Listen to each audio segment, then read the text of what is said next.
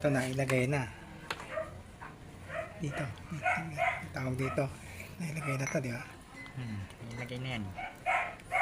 Ito, napalitan na. Nandun na sa loob. Ito na yun. Bago na. Bago na yan. Ito na rin yan. Yung oil seal niyan, dapat talaga pinapalitan. Kaya lang, okay pa naman yung oil seal. Inspection natin, okay pa naman. O, hindi pa natin pinalitan. Kasi hindi naman porket inano natin yan. Pinalitan natin yung bearing. Pati ito papalitan na rin. Pero kung may budget kayo, kahit hindi pa sira, pwede nyo na rin palitan. Paniguro lang. Ito okay pa naman. Wala namang problema dyan. Hindi naman ako nalalagasan ng ano dyan, ng grasa sa loob. Hindi naman lumalabas sa preno. Okay pa yan. Wag lang gear oil. Pag gear oil lang ano, problema yun.